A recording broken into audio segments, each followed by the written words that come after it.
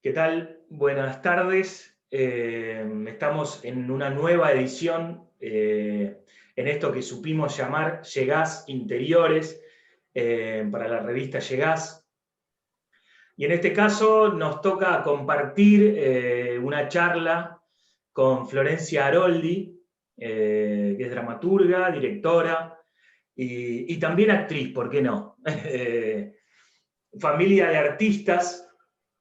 Y en este caso, bueno, quizás podríamos decir que se acotaría a esta situación de actividad interrumpida por la pandemia, pero bueno, vamos a hablar de todo. Así que le damos la bienvenida a Florencia Aroldi.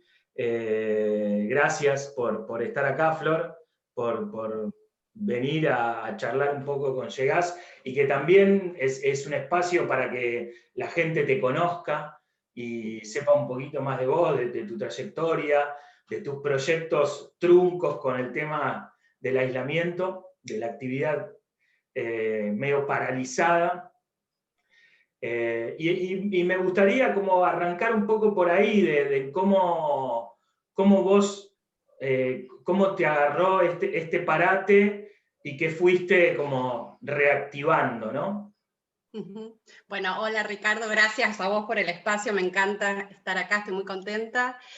Bueno, a ver, pasó mucho tiempo, me encontró, bueno, allá en marzo con un montón de proyectos para estrenar, ¿no? Para empezar a ensayar y subir a escena, proyectos muy, muy queridos.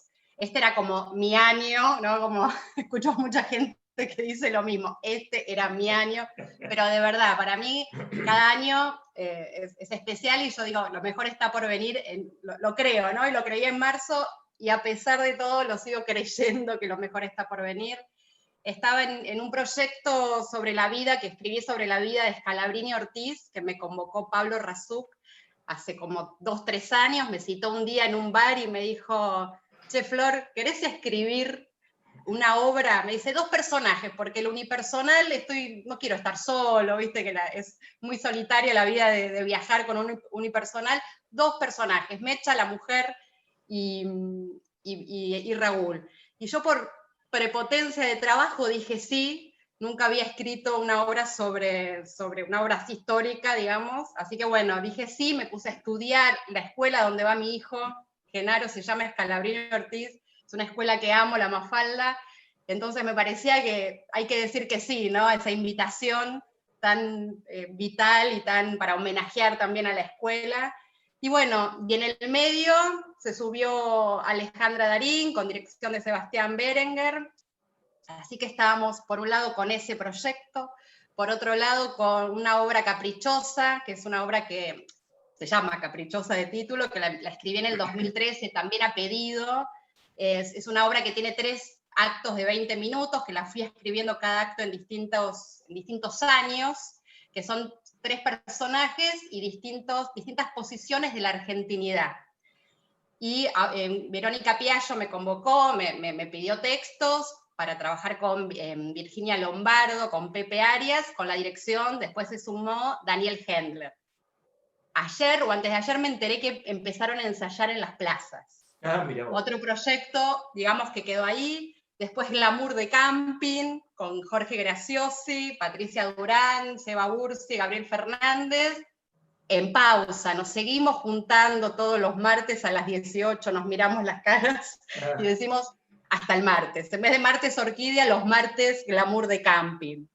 Después iba a dirigir también la Telesíada, Rezabaile Nacional, que también ahora lo estoy adaptando en el modelo de radioteatro, ¿no? En estos formatos, de bueno, a ver qué hacemos con lo que tenemos, que es sobre el caso de Marita Verón. Son 11 actores y actrices, es el mito de la Telesíada, que es un mito de Santiago del Estero, ensamblado con el caso de Marita Verón. Así que bueno, un montón de proyectos, y al principio era bueno, yo sentía que era bueno, esperemos, ¿no? Ya como estábamos todos y todas, bueno, falta un mes proyectando cuándo empezamos a ensayar, cuándo estrenamos, hasta que hace, no sé, te diría, porque voy perdiendo la noción del tiempo, un mes dije, no, basta con la ilusión. La vida es ahora, ¿no? ¿Ahora qué hacemos? ¿Qué sí puedo hacer? Porque con los no ya tenemos un montón. ¿Qué sí? Ok. Entonces, Cuchara de Madera, una obra breve, vamos a dirigir por Zoom. Pero ya no a usar Zoom como el colectivo, como un taxi, como un medio de transporte, sino como una resistencia con la cual tengo que luchar para generar una poética nueva. Bueno, a ver cómo se juega con Zoom, que es distinto. Sí. Entonces con Sabrina Lara, que es una grosa, y Carla Pela, que ya trabajamos un montón juntas, dijimos, bueno, vamos a trabajar, nos empezamos también a encontrar, somos las 3 mujeres, 3 mamás, horarios, ¿no? Para coincidir. La obra habla sobre la sororidad, me metí a jugar, pero digo, sororidad entre la actual y la ex de alguien, ¿no? Vamos a ver cómo es ese vínculo, vamos a explorar, ¿no? Bueno, concursamos con en un festival Medeas, que es teatro escrito y dirigido por mujeres, que es la 3ª edición, y nos enteramos la semana pasada, así que en la segunda quincena de noviembre ya van a estar las entradas a disposición. Eso por un lado. Después también, digo, bueno, otra obra que escribí en aislamiento. Al principio me costó, y me sigue costando, porque la subjetividad va a pasar mucho tiempo para ver sobre qué hay que hablar, cómo nos atraviesa, cómo nos modifica, cómo nos impacta esto que está pasando. Pero bueno, un poco ortopédicamente, con más técnica tal vez que poética, escribí Home Office, pero en esta oportunidad, como ya se va empezando a abrir un poquito más los permisos, siempre con el protocolo, vamos a ir a filmar a una casa, a la casa de una de las actrices, que es Silvia Villasur. También está Pablo Razuk y también está Sabrina Lara. Esta obra trata específicamente de la problemática del aislamiento, ¿no? El rol de Internet en una dinámica familiar. Hay una intriga. Bueno, mis últimas obras tratan, ¿no? Como el tema de posible crimen doméstico. Y bueno, esto es nuevo y también generó, digamos, la necesidad, ¿no? Siempre la necesidad, como dice Shakespeare, siempre lo digo, es la madre de todas las cosas, de tener que incorporar a alguien de edición. Viste que en Argentores hay una frase cuando entras que dice, sin autor, autora, no hay obra, y ahora yo digo, sin editor, no hay obra, porque necesito un editor.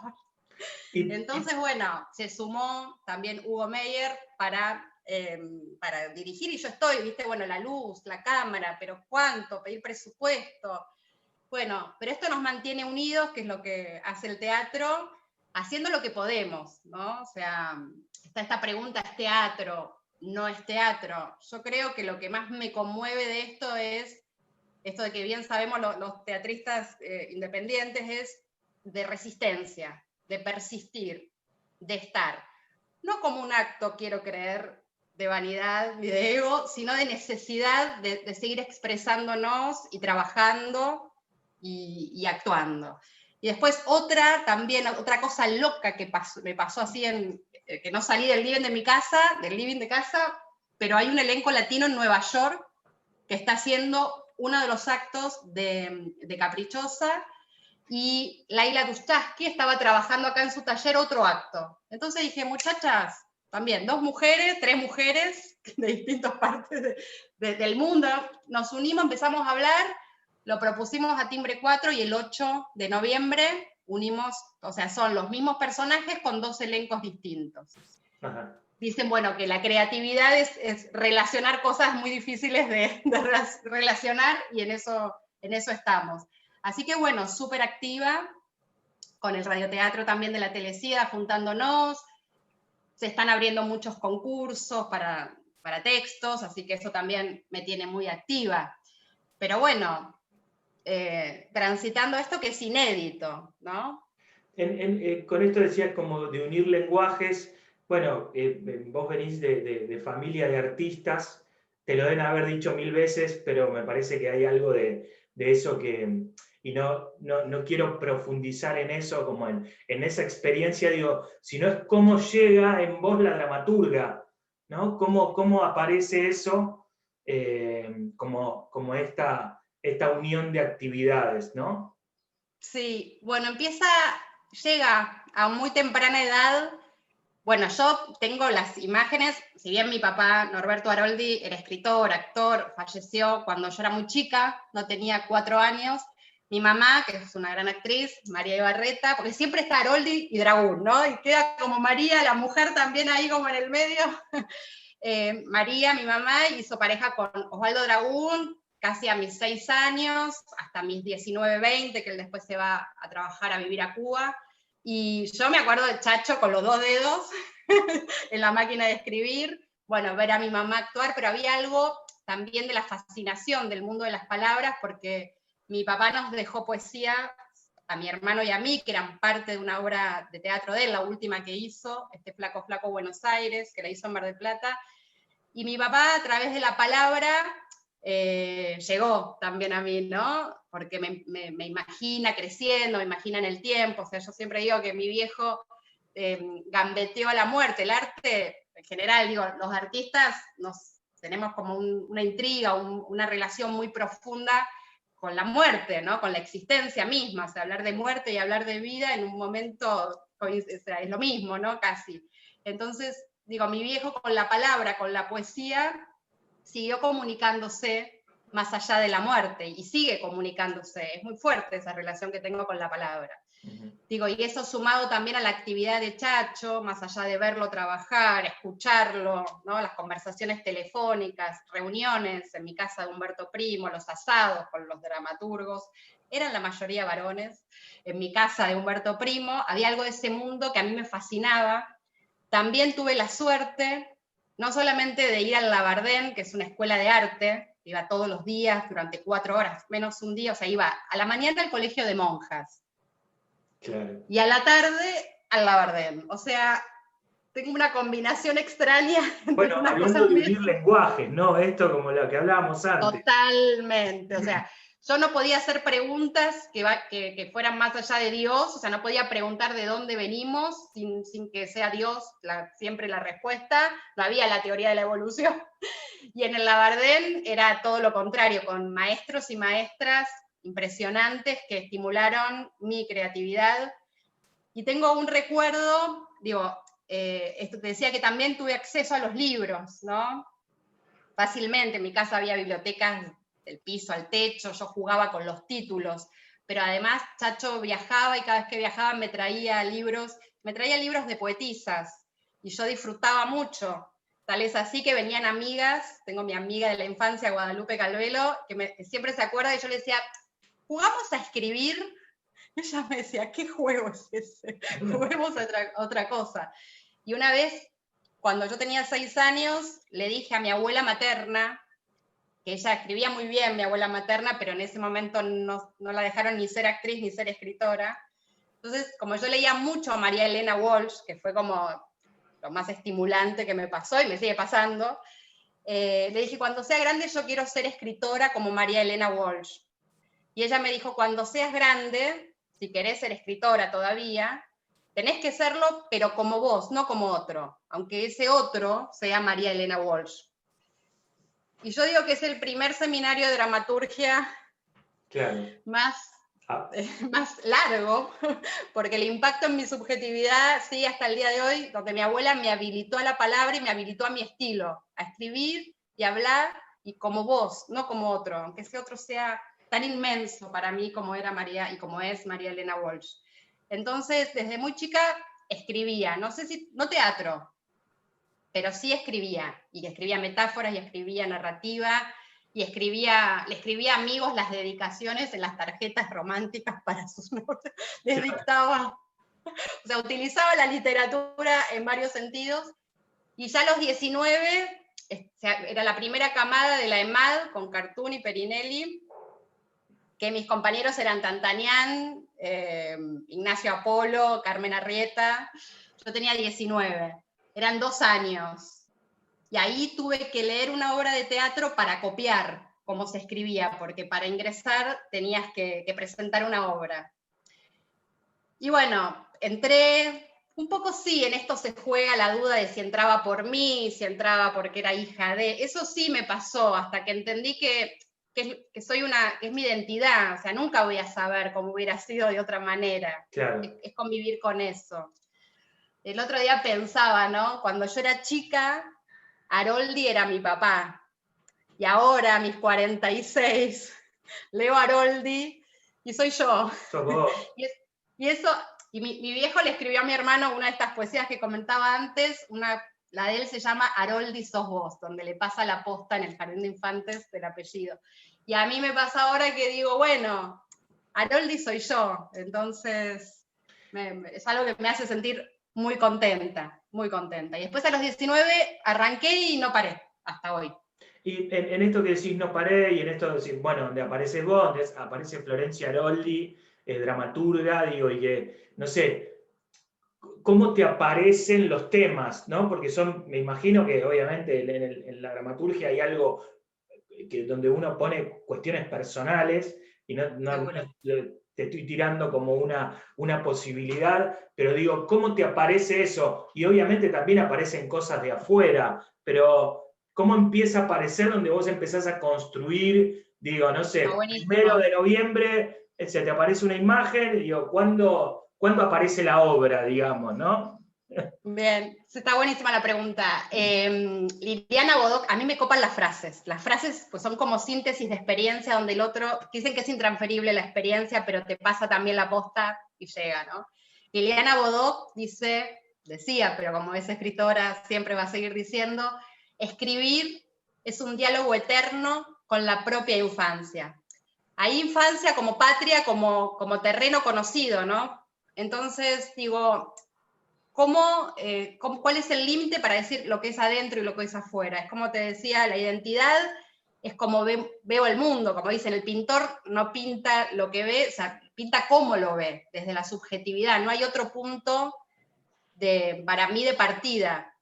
Y después los temas, también, como dicen que siempre el pintor pinta el mismo tema, siempre la escritura, o sea, hay algo donde me conmueve, ¿no?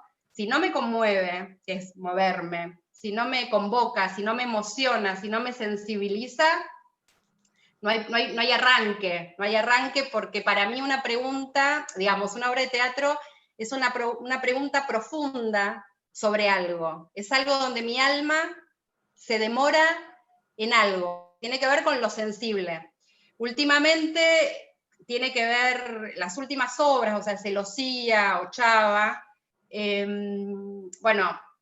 Las empecé a escribir en el macrismo, más que nada, todo ese periodo, y tenía que ver cómo el sistema económico, los modos de producción capitalistas definen y determinan los lazos sociales, ¿no?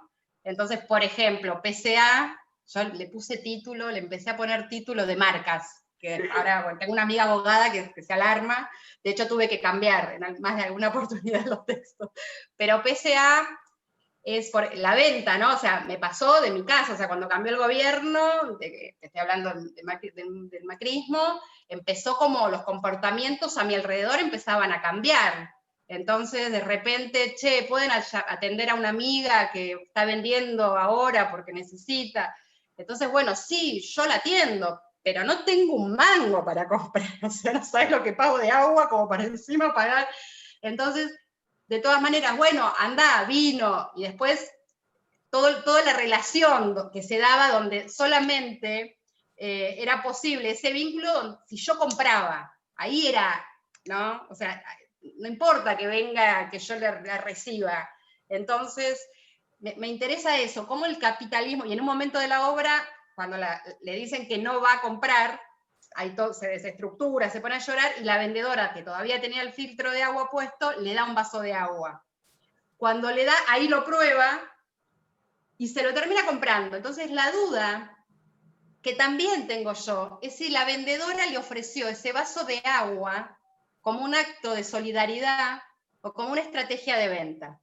Por ejemplo, cada una de las obras tiene, digamos, esta pregunta que no la respondo. Primero porque no tengo yo las respuestas de verdad en la vida, ¿no? Hasta dónde uno llega a algo solidario, digamos, profundamente, o siempre prima que necesito comer y necesito vender y me convierto en un producto, ¿no?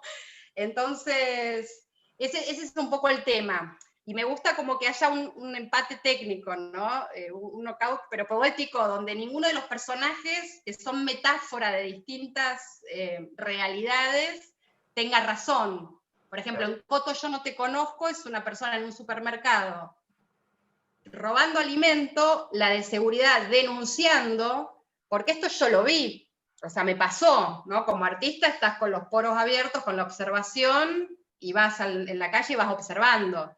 Entonces, la de seguridad, mientras lo detiene al que está robando, recibe un llamado que nadie puede ir a buscar a su hija a la escuela a 2 cuadras. Y el que está robando le escucha y le dice, yo te la voy a buscar, son 2 cuadras, o sea, cambiámelo por la comida. Entonces, pero la tesis donde yo partía, la pregunta, que pongo en contradicción con los personajes, es el capitalismo, ¿no? El neoliberalismo quiere hacerme creer que el otro es una amenaza, cuando en realidad yo funciono como amenaza del otro, porque el otro tiene que comer. Claro. Bien, estas últimas obras observan y tematizan esto, y sobre todo, ¿sabes qué? Los pongo en una situación, sobre todo porque quiero indagar a esas personas que dicen, pues yo no comparto esto, pero lo indago, ¿no? Que no creo en la política. Eso me fascina. Claro. Entonces los pongo en situaciones domésticas donde no tiene que ver con el partido, lo político. Tomás una decisión, tenés un micropoder, ya estás participando y modificando tu vida y la del otro. Me atrae, eso sí, me atrae mucho. Inevitablemente uno es como quizás hay gente, como decís vos, que no se autodenomina como un sujeto político, pero inevitablemente, digo, o encerrado en tu casa, o saliendo a la calle, o yendo a... Digo, cualquier acción que hagas te convierte en un sujeto político. Y que inevitablemente tocas ahí como lo mezclás con la solidaridad y con el... sí. Bueno, sí. Con el poder hacer algo por un otro también, ¿no? Exacto. Y no lo digo como que lo haces, me da la sensación como, bueno, es así la gente, sino que a veces con esas contradicciones de... Es lo más interesante. Siempre me gusta encontrarle la kriptonita al personaje, como digo, lo más interesante de Superman es que la kriptonita, ahí es donde se vuelve interesante, la debilidad, ¿no? Entonces, si no hay contradicción, no hay lucha, no sucede nada, no hay acción. La contradicción es lo más lindo. Por eso te hablaba del empate técnico en el sentido de ninguno tiene razón y todos tienen razones. Porque creo que todos y todas, también lo creo, ¿no? Que tienen sus razones. Pero lo que me gusta es apuntar a lo sensible. Parece que el teatro tiene eso, ¿no? O sea, acudir a la parte más humana, no ni siquiera pensamientos. Si después te llevas una reflexión, está buenísimo. Pero primero sentir. Y en esto vuelvo a lo familiar. Siempre mi vieja me decía, cuando yo salía de una pasada general, un ensayo general, de alguna de sus obras, ¿te divertiste? Pero en el sentido no frívolo ni superficial, todo lo contrario, divertir en el sentido de entretener, ¿no? De tener como dice Cartoon, de estar ahí. Hubo tensión, te convocó, no si pensaste, si razonaste, si estuviste ahí con el cuerpo presente aquí y ahora. Y eso, cuando escribo en esos espectadores potenciales que siempre tengo presente, trato de que suceda eso, de tenerlos de convocarlos.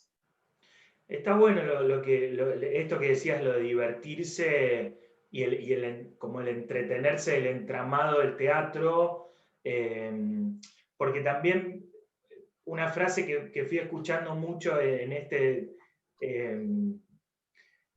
no teatro, digamos, aunque el teatro sigue viviendo, para mí el teatro está en esta charla que tenemos, hay teatro, por más de que estemos, no es porque estamos hablando de teatro, sino porque hay algo que se está jugando, que en ese, me sale la palabra compromiso, que también es una palabra que quizás está como devaluada por no sé, como, porque es pesada, digo, porque tiene algo del comprometerse, el vincularse. Como cuando uno va a una clase de teatro o va a ensayar una obra de teatro, no solo pone en juego lo que es uno o una, sino que se pone en juego que se va a modificar, que se va a transformar algo, o porque venís muy contente el inclusivo lo pongo en varios modos. Muy bien. O porque venís muy triste, o porque venís con una angustia que no la querés contar, y que en eso, si pusiste algo para jugar y para entretenerte y para entramarte con eso que te está proponiendo un otro, vos te modificás y modificás al otro, ¿no? Totalmente, totalmente. Y hay algo súper importante que me está pasando, y ahora escuchándote lo relaciono, esto que decís, las distintas emociones, ¿no? Porque hay como un concepto dando vueltas también que hay que demorarse en eso, como que la felicidad es estar contento o estar feliz. Y yo creo que es estar conectado con lo que sentís. Y acá el cuerpo tiene, y en el teatro, tiene un rol, o sea, protagonista, el cuerpo. Y estamos atravesando un momento donde el cuerpo está sido desplazado por la tecnología, ¿no? Entonces, digo, pero también esto que pasa, a mí como autora, imagínate, estoy fascinada con esto que nos pasa y qué contar y qué, pero primero cómo recibo, qué siento de esto que pasa. No es casual que estemos encapsulados en la tecnología, atrapados en la pantalla, cuando es de lo que venimos como padeciendo hace años, ¿no? Un exceso de la tecnología. Y ahora, bueno, jugaban con la tecnología y ahora están adentro de la tecnología. ¿Qué pasó? Claro. Epa. Entonces, digo, pero esto del cuerpo, esto de estar en contacto con lo sensible, ya sea si toca estar triste, hay estar triste, pero lo sensible, me parece que hay que volver a eso, a lo que sentimos, y el teatro invita a eso y a transformarse necesariamente. Está buenísimo. Sí, sí, totalmente. Y en ese punto también te digo cómo viviste, que un poco lo venís contando en esta charla, y cómo vivís. Primero te preguntaría algo de la adaptación, que por momentos decís, bueno, sí, es esto, y es aquí ahora y hay que hacerlo. Y no te pregunto si te peleás o no con la tecnología, sino cómo vos te llevás con esto de readaptarse, ¿no? A esta charla que la podríamos tener en un bar, y que de repente, bueno, uno tiene que sacar algo, que sí, bueno, de reinventarse, de hacer cosas que pensaba que no ibas a hacer en tal momento, por esto que decís, bueno, la tecnología nos está molestando y ahora inevitablemente es nuestra aliada. Sí, me pasa, a ver, esto te decía como autora, reflexionaba, ¿no? También el otro día, digo, porque la pregunta primera es, ¿quiénes somos? ¿Qué hacemos acá? Eso es lo que digo. Estamos arriba de algo que está girando en el universo, o sea, de ahí empezamos a hablar. Entonces, ¿por qué no puede pasar esto? En principio, ahí voy con lo que si me enojo o no me enojo. Por supuesto, a veces me enojo, como comentaba antes, tengo un niño que tengo que contener, entonces hay que poner mucho cuerpo, pero mucho espíritu también, ¿no? Para abrazar, ¿no? Pero digo, uno proyecta que es porque está muy bien, pero es una ilusión el futuro. El futuro no está en ningún lugar. Uno, claro que sí, pero por hábito, por deporte. Pero ¿dónde está que yo iba a estrenar este año el Scalabrini? No está en ningún lado. Era una ilusión.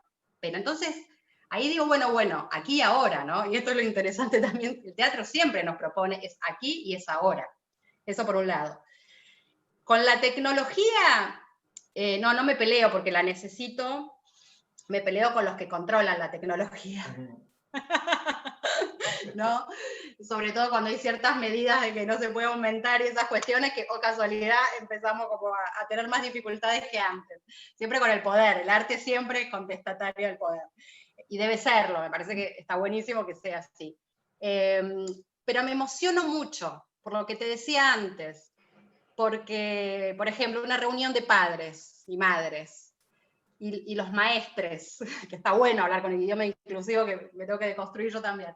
Me emociona esto, apostar a la vida, apostar al presente, apostar, ¿no? Otra vez puse en Facebook, porque me emociona mucho que el maestro de mi hijo, Genaro, se demoró y no mandó la tarea, y me escribió, ¿viste? Y hay mucha gente que está diciendo, no hay clases. ¿Cómo que no hay clases? Esto es lo que hay que aprender. Lo que hay que aprender es que puede pasar esto, ¿y qué hacemos? bueno, canalizamos emociones, hacemos lo que sí podemos, nos angustiamos, lloramos, estoy triste, ok, revalorizamos un montón de cosas, pero digo, este es el aprendizaje, el amor, ¿no? El amor del docente que a pesar de todas las dificultades sigue estando ahí. O sea, esa reunión de padre con todas las caritas en una pantalla cuando digo, la salida, pero estamos, ¿no? Entonces, en esto digo, mi gran aprendizaje de decir, aquí y ahora, vuelvo a eso, el futuro no está en ningún lado compradísimo. Eso me pasa, y me parece que el aprendizaje, sobre todo lo pongo en la figura de mi hijo, porque es lo más fuerte, ¿no? Para atravesar, como mamá, ¿no? Cuando dicen, ay, perdieron el año. ¿Perdimos? Claro. Pero, de verdad, ¿dónde tienen que estar? ¿Qué es una carrera? ¿Qué es lineal? ¿Cómo es? Ahí vuelvo yo. ¿Qué perdimos? Si estamos acá, estamos vivos, los que podemos estar vivos, porque ya sabemos cuál es el contexto. Estamos respirando, estamos acá. Sí me pasa que noto, en esto, en la honestidad, y bueno, ahora se está empezando a abrir, ¿no? Se puede cada vez un poco más, pero que también hay algo de lo social, del comportamiento social, que estar encerrado también te lleva, por más que vos sabés, también hay algo que cuesta, hay que cuidarse, hay que estar, pero es mucho tiempo también. Pero bueno, realmente es muy heavy lo que estamos pasando, y no hay antecedente próximo, o sea, yo no recuerdo, no nos pasó, entonces es la primera vez también. Pero bueno, en esto de lo que es, ¿no? Como cuando uno empieza, bueno, esto no está pasando, dale, volvamos. Esperá, no sé si vamos a volver en el sentido de retroceder y esto no pasó. Hay algo que me parece que no es volver, es cómo continuamos y qué experiencia y qué posición superadora. A mí siempre me interesa, bueno, ¿en qué tengo que aprender? ¿Cómo tengo que crecer? Sí, es interesante esto que propones o que propones y que estás diciendo como que si esta experiencia habría que pasarla como si fuera un blanco, ¿no? Que no es así y que, perdón, en este punto me parece que el aprendizaje también es aprender a contener a un otro, es aprender a tolerar, y lo estoy diciendo en esta posibilidad que tenemos nosotros de tener una charla, de tener internet, que es como un rosario que siempre digo, sobre todo en este tiempo. Y te pregunto cómo crees que se va no sé, como un hipotético, cómo se va o cómo va a volver el teatro independiente, digo, como nuestro sector, cómo se va a reorganizar, digo, si bien el futuro, como decís vos, no se puede decir, no se puede tocar, no se puede, digo, pero como haciendo una hipótesis de cómo se vería y de quiénes serán no sé, como los que tendrían que colaborar para que el teatro independiente se siga sosteniendo, ¿no? Sí, bueno, es re difícil porque no lo sé, por supuesto, jugamos, hay más que tenemos. Bueno, yo ya empecé a escuchar en las palabras de Rothenberg, porque digo, si bien estamos en el teatro independiente, como en otros momentos, que nada que ver, que a veces también escuché que se apela y se trae al recuerdo en la dictadura, digo, teatro abierto, que justamente cuando pusieron la bomba en el Picadero, yo tenía 7 años, Chacho era el presidente, con lo cual fui y estuve ahí, y también sectores del teatro comercial colaboraron y visibilizaron, muy al contrario de apagar lo que era el teatro en la dictadura, que era lo que querían los militares, ahí hubo toda una organización que fueron y se dieron las salas de Corrientes, por ejemplo, de la avenida Corrientes. Lo escuché a Rothenberg en una posición también superadora, ¿no? De decir, bueno, teatros más grandes, estamos con más espacio entre los espectadores y espectadoras, por ahí ponerlos, siempre con ayuda del Estado, porque, o sea, este es yo entiendo que venimos de un gobierno que hubo que ponerse de pie, ahora se compraron todas las vacunas, que hay que poner en salud, digamos, todo el presupuesto, porque si uno no está vivo, no viene todo lo demás. O sea, fue un panorama muy complejo el que se dejó, donde nos estamos levantando. También entiendo que tiene que haber políticas culturales para dar una respuesta estructural porque como decías vos antes, yo como, tengo techo, tengo luz, pero los compañeros y compañeras que están en una situación de vulnerabilidad es tremendo. Y creo que va a haber que rediseñar en un nuevo paradigma, que la verdad que todavía no lo sé, también Blutrach, digamos, son como empresarios, digamos, con otra sala, más allá que Blutrach está en el Cervantes, que ahí se hizo, digamos, se generó ingreso con estos concursos y las obras por streaming.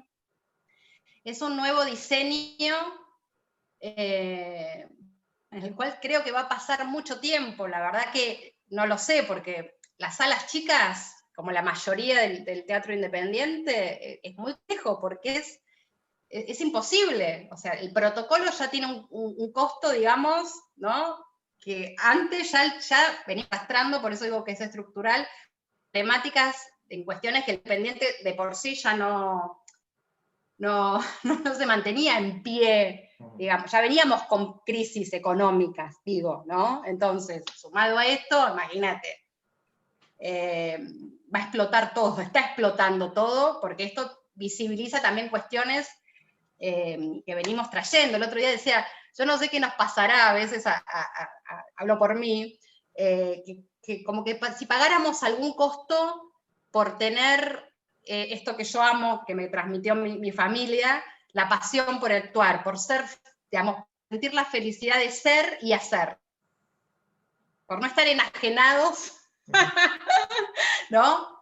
Algunos, digamos, muchos por ahí tenemos que trabajar de otra cosa, pero digo, lo hacemos muchas veces hasta poniendo plata, cuando hay que cambiar la cabeza y decir, esto es un trabajo y merecemos, ¿no? La retribución correspondiente como trabajadoras de la cultura. Sí. Pero esto no sucede. Entonces, digo, hay que rediseñarnos y es bien complejo lo que está sucediendo, muy complejo, muy complejo. Digo, ahora hay protocolo para el aire libre, vamos a ver qué estética y qué poética surge luego de esto, pero es muy complejo, es muy complejo. La verdad que es eso, es como todavía estoy en los puntos suspensivos, agarrada así de cada punto suspensivo, saltando de uno a otro. Pero bueno, digo, yo soy artista, o sea, escritora, pero la gente que está en cultura, que está ocupando espacios desde el Estado, ya está craneando, pensando, y hace falta una acción concreta, urgente. En este punto decías como que, bueno, que a veces tenés que trabajar de otra cosa. Y esto un poco lo pienso como para alguien que está recién empezando no sé, como siempre, digo, no sé si pasa con este país o nos pasa un poco a nosotros con las carreras, ¿no? Como que hay que ser, mi hijo el doctor, ¿no? Como que hay que ser o dramaturga o actriz o que esa profesión se tiene que dibujar de una manera y tiene que ser así. Pero en este punto, cuando trabajás de otra cosa, digo, vos igualmente tenés claro y seguís escribiendo y como decías antes, o por ahí dirigís algo, por más de que no tengas retribución económica. Siempre, sí, por supuesto. Y trabajé, punto... ahora por ahí estoy un poquito más porque estoy dando clases, ajá, entonces estoy en relación, digamos, pero como muchos y muchas trabajé de todos los rubros, y siempre te haces un lugar, siempre, o sea, esto es lo que digo, la pasión, que dormís menos, los domingos, los sábados a tal hora, siempre se encontraba un momento para coincidir y concretar, no hay con qué dar, o sea, con la pasión y el deseo no hay con qué darle. Pero bueno, a veces es muy difícil, por eso digo, está bueno que eso en algún momento, ¿no? Desde las políticas del Estado, que puedas, o sea, trabajar de lo que amás, de tu pasión. Eso no podemos naturalizar que, no, o sea, uno no tiene que, eso es como, si hay algo que tengo que transmitir, ¿no? Que uno es también sujeto de derecho de cobrar, digamos, por el trabajo que uno hace. Es como que tenemos que empezar nosotros a sentirnos merecedores también y exigir, ¿no? Esto cuando decimos, bueno, lo hacemos a la gorra, no es lo mismo que gratis, digamos, pero bueno, no es fácil, y en este contexto se complejiza todo, pero también es una oportunidad para decir, bueno, rediseñemos, ¿dónde estamos? ¿No? ¿Dónde estamos? Claro. En este punto de vos como dramaturga y como directora, me gustaría dividir la pregunta en dos y decirte, preguntarte cuando vos escribís una obra y la tenés que dirigir, cómo es ese diálogo ahí con les actores y actrices. Y en este punto, cuando vos escribís y le entregás un texto a una directora, digo también, ¿cómo es el diálogo? Si hay una apertura para, bueno, para sobre todo cuando uno se topa con, no sé, con la escena y tiene un texto, digo, si bien en Argentores si no hay escritor no hay obra, si no hay dramaturgo no hay obra, digo, si hay un diálogo ahí abierto y aparece ahí también la creatividad, ¿no? Sí, está buenísima la pregunta. Fue también un proceso. Al principio, viste que el miedo te hace, no está bueno cuando te regís por el miedo. Entonces al principio yo era bastante temerosa, no, pero que no se va a entender lo que quise decir. Después cuando entendés que no hay un sentido, que tu obra no está en ningún lado, que hay una propuesta desde un texto, sí, respetando la estructura dramática, eso sí. En eso digo, si vas a cambiar algo, hablemos, ¿qué? De onda. Pero bueno, ahora también elijo quién, ¿no? Vas haciendo como equipos, pero a mí me da mucho placer que se haga la obra en distintas partes, las provincias, de la Argentina, me copa, bueno, afuera, digamos. Me da placer que se haga, que alguien elija un texto, digo, que algo vio para empezar a jugar en equipo, porque para mí el teatro es equipo. Entonces, digo, muchas veces actores y actrices te levantan también un texto, digamos, la dirección, o sea, es un equipo. Lo que pasa que antes había solo registro, esta es una teoría, del texto. Entonces, ahora con el audiovisual que se fijan, también se fijan puestas, se fijan, ¿no? Hay otro registro, pero antes lo que solo quedaba era el texto. Por ahí también hay una jerarquía, digo yo. Volviendo a la pregunta, antes era muy temerosa y estaba como más en una situación de control. Ahora, no, es como que, bueno, siempre que se respete el texto, siempre digo que es una partitura el texto, ¿no? Donde vos cambiás una nota, ya, desafinás. Pero sobre todo, ¿por qué? Porque para mí, para muchos y muchas, una obra es metáfora. Entonces te está contando dos cosas, por lo menos. Lo anecdótico que ves y a lo que refiere de la metáfora. Entonces yo como autora busco una palabra que me sirva para los dos mundos. Y capaz cuando viene uno que me cambia una palabra porque es sinónimo, capaz que me sirve para este mundo, pero me dejas afuera el otro mundo. Entonces digo esto en defensa de los autores y autoras, que no es que te cambian una palabra, ¿sí? Entonces, eso cuando, bueno, doy los textos, me invitan a algún ensayo. La figura de la autora es bastante conflictiva en el sentido que parece como un gran hermano, como la dueña de la verdad. Entonces a veces vas a un ensayo y es bastante incómodo porque como que están todos que bueno, pero trato realmente de ahí de soltar y de disfrutar esa posición superadora que es el encuentro concreto, real, aquí ahora, de los actores y actrices, de la dirección, ¿no? Y el texto como punto de partida. Y me pasa con las obras que dirijo, que bueno, ahí ya tengo, justamente me puse a dirigir para dejar de controlar. Eso te iba a decir, ¿viste? Como ese Claro. lugar que ocupa alguien que escribe y que tiene que ver que parte de su mundo, o sea, es me sale tu Sí, hijo, tu hija, digo, como, no es claro. hijo, pero como es parte de vos, que le dedicaste tu tiempo, porque aparte hay algo en eso, en el tiempo, Total. en lo que uno imaginó. Bueno, Bueno, sí. pero está bueno lo que decís, porque como ahora soy mamá y me doy cuenta que los hijos tampoco los controlás. ya liberé de los dos lados, ¿viste? La maternidad, bueno, es eso también. Uno cría y después el pibe lo mejor, ¿no? Lo que le puede dar es la libertad de cada uno, que es el derecho de cada uno, no le das nada, es lo que le corresponde. Y bueno, pero sí y no todas las obras me pasa, pero sí sobre todo porque mi poética es una franja como muy, esto que hablábamos antes, es un límite donde puede ser que se convierte en realismo y deja de tener esta fuerza de la metáfora y sobre todo el humor. Entonces, bueno, encuentro que dirigiendo ahí, obviamente tomo una posición desde la dirección, porque son, digamos, disciplinas totalmente distintas. Entonces, bueno, y también me pasa, siempre lo digo tipo chiste, pero es verdad, que como autora es como que te llaman al principio, haces trabajo de mesa y después hacen otro grupito de WhatsApp donde no estás, porque ya no tenés que estar. Y yo quiero ir a comer, y si vas parece que vas a controlar si están diciendo el texto bien.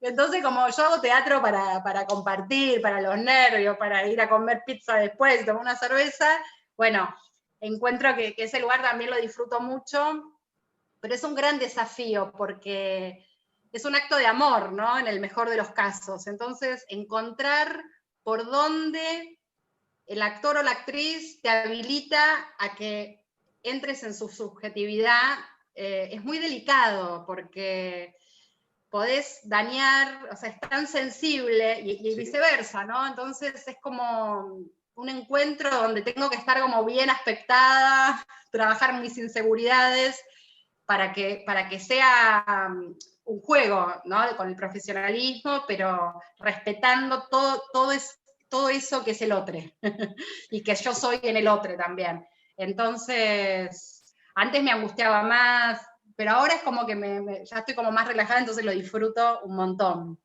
Y sí, también hay un espacio que un actor o una actriz pone en un otro, transfiere también, ¿no? En ese deseo que también está puesto y que hay como un ida y vuelta, ¿no? En esa transferencia de, bueno, está bien, hay una obra, hay una dirección, pero después digamos, como el resultado final lo termina poniendo en ese aquí y ahora que vos venís nombrando en toda la entrevista, que es ese vivo de actuar, ¿viste? Como ese momento. Tal cual, el cuerpo, ese cuerpo ahí, en ese espacio, aquí ahora, tal cual. Espectadores, les espectadores. Seguro, sí. ¿Cómo te llevas con eso, por ejemplo, una función de teatro, vos mirando, digo, y que esto, vos decías, bueno, voy a comer pizza, qué sé yo, me tomo una birra o comparto después, pero en esos momentos previos, en el momento de la función, que son momentos también donde uno está participando y es espectador, todo, pero que bueno, que todo lo tiene el actor y la actriz ahí. Bueno, sí, hay algo que también, esto de volver al origen, ¿no? Como que si uno alguna vez se fuera del origen, uno siempre está en el origen. Pero sí que aprendí y he tenido maestros y maestras importantísimos. O sea, mi vieja, yo hice muchas asistencias de dirección en obras con mi vieja, con Miguel Gerberov, por ejemplo, es una que recuerdo, que estuvo muy bueno y aprendí mucho. Yo iba a los ensayos, Madre Coraje, lo vi 17 veces con Esturúa dirigiendo en el Cervantes, con Solita, o sea. Entonces sí puedo decir, en algunos casos, que hay un paradigma de laburo que yo aprendí, que hay, no sé, en la actualidad, otras formas diferentes. Yo aprendí un profesional que llega, no sé, mínimo hora y media antes, vocalizas, pasas por el espacio es sagrado, no se habla, no pasa una mosca, o sea, era como ahí era la misa, ¿no? El ritual, la ceremonia, y unía, digamos, el colegio de monjas con el Labardés en el escenario. O sea, no, entras y no hablas porque estás concentrando, ¿no? Como un respeto tremendo. Y después me pasó, digamos, de ver que actores que por ahí llegan y salen sin entrenar, y eso me costó, la exigencia, entonces no confundir exigencia con rigidez, y que hay distintas maneras, y que así como López Lagarde decía, me pongo la gorra y salgo, también son válidas. Entonces, flexibilizarme en respetar las distintas particularidades fue un aprendizaje, ¿sí? Porque para mí es como, che, ¿llegaste? No, pará. Bueno, no sé qué, ¿repasaste letra? Pero no sé. Entonces, pero también no es lo mismo con un elenco que con otro elenco, ¿sí? Y es encontrar como la identidad de ese nosotros específico de ese elenco. Y cada obra es un mundo distinto. Y todo es un aprendizaje, y eso está buenísimo, porque como venimos diciendo, lo copado que tiene el teatro es la posibilidad de transformación, tanto individual como social, ¿no? Y colectiva, pero también el ser humano es resistente al cambio. Entonces, uno tiene sus resistencias. Y eso es lo que te posibilita el teatro, ejercitar, ¿no? La posibilidad del cambio de rol. Acá estoy actuando, acá estoy dirigiendo, acá soy soy y no soy. Pero el ser humano, ante lo desconocido y lo nuevo, siempre pone resistencia. Ahí vamos ablandando. Pero bueno, ahí la persona y el artista van de la mano, ¿no? En una dialéctica que está buenísima, pero de aprendizaje. Y donde dejo de aprender, estoy muerta.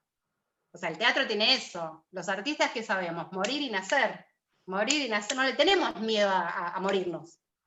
Ahora, sí, en un futuro. Pero aquí ahora apostamos todo.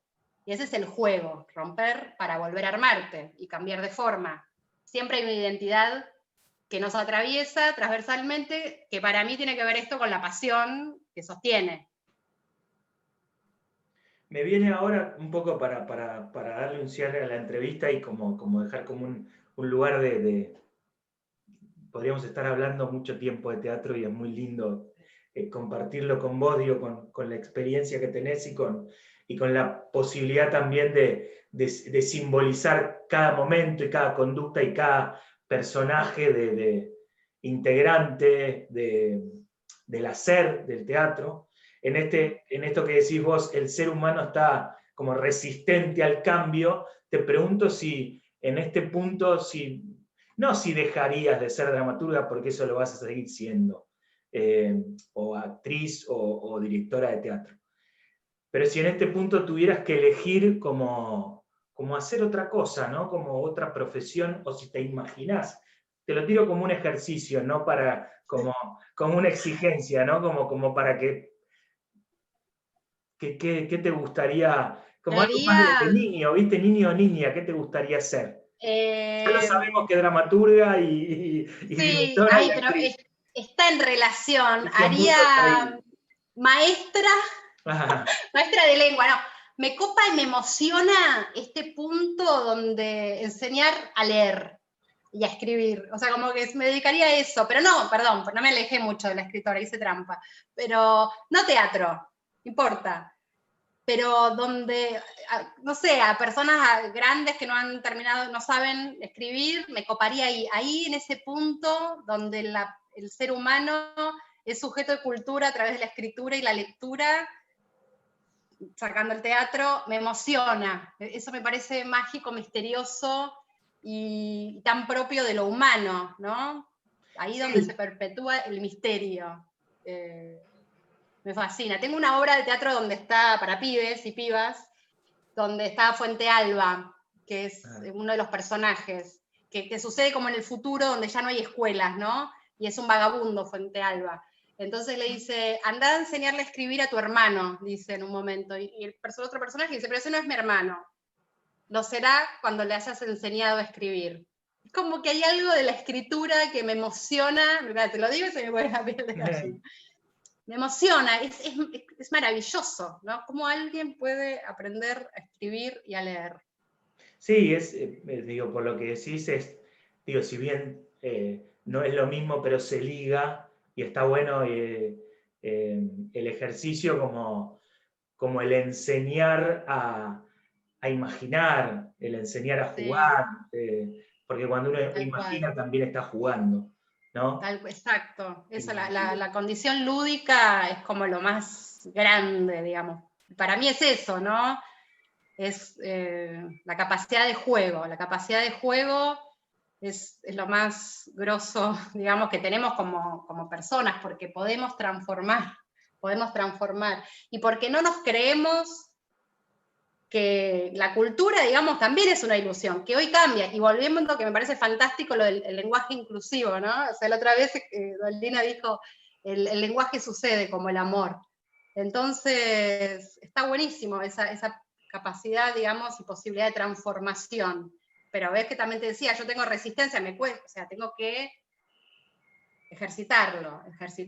Pero ahí ejercito también la libertad, y está buenísimo. Es un derecho y es una obligación, creo que también. te agradezco mucho, Florencia, la charla y bueno, cerrando, hablando de la libertad. Me encanta. A mí Te también, muchas agradezco gracias a vos. y espero también en este punto, diría televidentes de Llegás o seguidores de Llegás, puedan disfrutar de esta entrevista, espero que la hayan disfrutado, y bueno, que puedan seguir el canal de YouTube de Revista Llegás, así, bueno, podemos seguir circulando con este espacio. Te agradezco mucho, Florencia, un placer hablar con vos, y bueno, igualmente. espero que pronto nos podamos ver en el campo, Sí. diríamos, ¿no? Seguro que sí. En el campo teatral. Gracias, hasta luego. A todos, chao.